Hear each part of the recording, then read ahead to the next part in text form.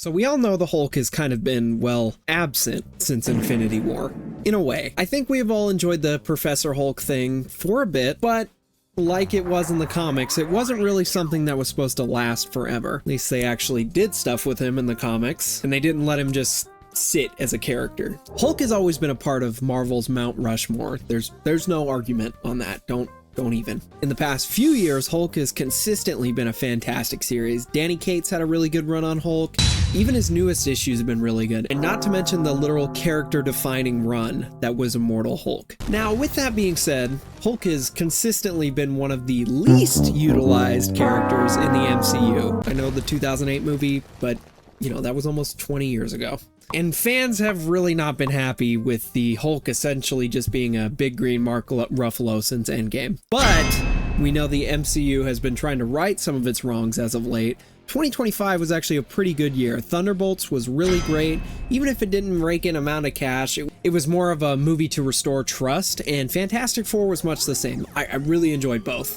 2026 is aiming to be a really big year for Marvel, with both Avengers Doomsday and the more relevant to today's topic, Spider-Man Brand New Day. I do see the Hulk coming back into the fold more, and with this theorized soft reboot of the MCU, here's my theory on how they'll do it. Now let me preface this. This is my first time doing a video that is like essentially just fanfic theory, whatever you want to call it. So bear with me. Hulk's already been confirmed to be in Spider-Man Brand New Day and not to be in Avengers Doomsday. There are many hints that this will lead to a confrontation between the two. And this is the key for the Hulk to return. The Savage Hulk, to be more specific. Now let's do some stage setting first. As far as we know, a piece of the Venom symbiote is still in the MCU universe. And as far as we know, this will make its way to Peter Parker. I would like to think that this is going to be a plot point for the end of Brand New Day, or he gets it in Secret Wars and this video doesn't matter at all. But let's just say he does get it in Brand New Day. Whether this is in the first or second half of the movie, it really doesn't matter. Once he does, Peter becomes more violent, more angry, and bitter, as the symbiote has been shown to affect him. And at this point in his life, it would make sense for him to feel this way. He has no MJ, he has no Aunt May, he has no Tony, he has no friends, he has nothing. And if they are going on this theorized plot point that, you know, Mary Jane and Ned might get together and Peter might just have to watch that, he's likely going to be pretty pissed off. I mean, I would be too.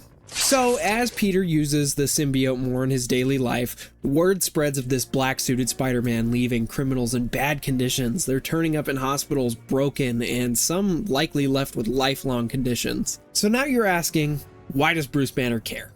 And that's a pretty good question to be asking, I get it. My reasoning lies with the original plot that has stemmed from the Civil War comic. In this, Peter also has Doctor Strange erase everyone's memory pertaining to who he is, all the superheroes, people previously privy to the identity of the Wallcrawler, and everyone else are affected by the spell. Except the Hulk.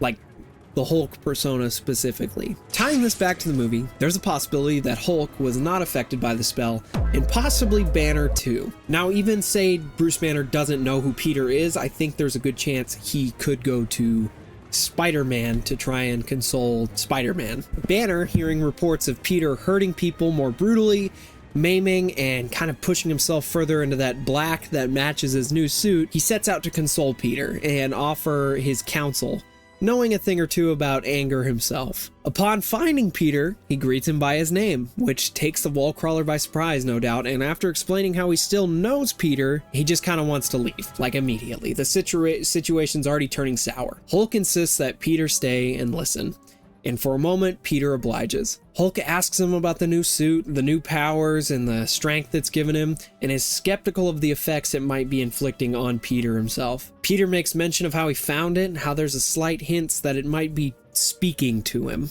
Now, Banner explains that how this isn't him. Spider-Man doesn't just hurt people. Spider-Man isn't about scaring those around him. He's also explaining that giving into your anger is not going to be the solution. He would be the expert on the subject, of course. The symbiote pushes Peter's thoughts aside. He's heard enough. So he tries to leave. The Hulk insists that he doesn't, that he stays, and that he listens, and that he should maybe take off the suit. Peter tells him no, and leaves without a word. Now, cutting to later in the movie, perhaps there's another confrontation with a criminal. Maybe Mac Gargan, as he's supposed to be in the movie, or maybe even the Punisher, as he's also supposed to be in the movie. Regardless of this enemy, Peter beats them into a bloody pulp, like past the point of them giving up. They've already said stop. He doesn't stop. And if he keeps going, they're probably gonna die. So as he throws fist after fist, he goes to throw another and is grabbed by a hand. A green hand. Banner pleads with Peter to stop, to relax, and to take off the suit. Peter tries to pull away, but he can't. Banner isn't as strong as he is in this current form, but he's still not a pushover, as Peter is used to.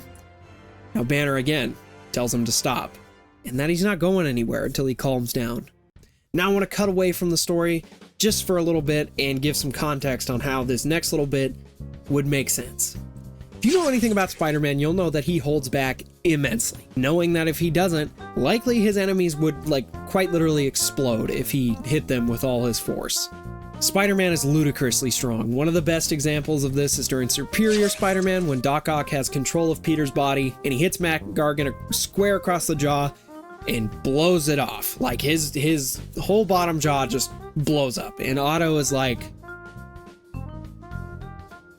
Now, with context in this situation, Peter wearing the symbiote has amplified strength, amplified everything, and less inclination to hold back, as well as also having his emotions heightened, key among them, anger.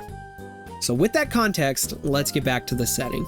Peter, once again, tries to pull away, harder this time, but he still can't break the Hulk's grip. While all this happens, the symbiote is urging him on deeper and deeper into his anger, telling him that he just needs to hit him, he just needs to hit him, he just needs to hit him as hard as he can. And Peter balls up a fist. Let go, he says. And Banner tells him no, again. And he starts trying to talk Peter down, telling him how he's been there before, how he can come back from this, how he just needs to calm down. And before he can finish though, with his fist balled up, Peter punches Banner square in the jaw, breaking his grip and staggering him backward. Banner, taken aback, takes a deep breath, remembering his own anger management, pulling himself back together, and tells Peter this is not how this is gonna go. He needs to stop. He needs to calm down. Peter does not care. His anger is burning through all his reason. He advances on the Hulk and just begins to throw blow after blow, fist after fist, each one harder than before. Now, Bruce, of course, holds his own. He blocks what he can. He parries what he can. He basically just tries to defend. You know, he's not trying to hit back. He's not trying to make Peter more angry. But he eventually grabs Peter and he urges him that he needs to stop, feeling himself getting more angry, slipping. But these years of training have taught him how to work through it. And he starts to talk to Peter about how he can do that too. But Peter doesn't stop. Peter webs up the Hulk and he begins to hit him. He begins to hit him hard, and he begins to hit him over and over and over again, punch after punch. Banner's trying to break free of the webs, but he can't. He's not strong enough in this form. He can't do it. He takes hit after hit. His vision grows blurry and dark, but deep down, a green flame starts to burn brighter. He feels himself slipping. He again urges Peter to stop between punches. This time, for both their sake, it needs to stop. He needs to stop making Banner more angry. Peter ignores him. He tells him he's weak. He tells him that he should have stopped trying to lecture him and that he needs to leave him alone. The flame burns brighter. Banner yells for him to stop, but this time it's more hoarse, monstrous, deeper.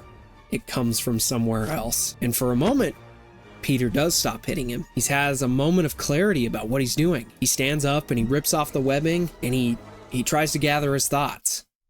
But the symbiote is clawing at him. It's telling him to stay angry, and a large part of him does. Now, for a moment, Banner feels the relief. He feels this fire turn back into a small blaze, starts to flicker back into embers. He tells Peter that they need to work through what's wrong, and that Peter needs to find himself. He brings up Tony. He brings up his aunt, and he tells him he needs to take off the suit. The symbiote fights back in Peter's mind. It uses these words against him, twists them into something angry. It tells Peter it was his fault. He wasn't strong enough to save them. That the symbiote is the key to stopping his enemies. And anyone trying to take the symbiote from Peter is his enemy. Peter yells for Banner to shut up, and he winds back another fist and hits Banner with an insane amount of force, enough to knock Banner off his feet into the air. and through the wall nearby. And as his vision goes dark, a green fire erupts. Peter's veins burn with anger, and after a moment of no response, he turns to leave. He completely forgot about his original target. He is completely blind with rage, but he needs to go. And as he is about to,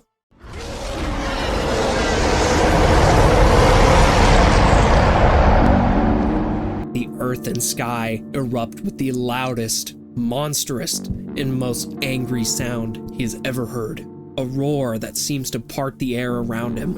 And when he looks back through the wall, through all the dust and soot and everything clouding the air, a hand, and then a foot, and then a really pissed off Hulk has returned.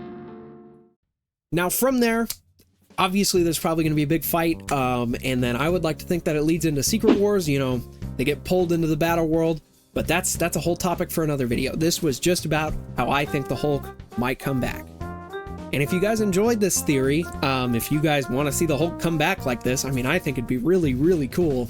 Let me know in the comments. Let me know if you liked the video about the comic book material, I guess, or content. I don't know what to call it. Yeah, comic book content. I'd like to make more of it. I'm thinking about making a video on what heroes I want to see come into the MCU post reboot, or even just like Secret Wars and stuff like that. There's quite a few actually that still haven't popped up that I'm really excited about. Anyway, thank you guys so much for watching. I appreciate it very much. I want to do more content like this to kind of supplement the game content. That stuff takes a little while to make. I'm also kind of lazy, so I'm not gonna lie. But I can do this stuff pretty quickly, and it was fun. I really enjoyed writing this. So thanks for listening to all my blabbering, and I hope you guys have a great day wherever and whenever you are. Later.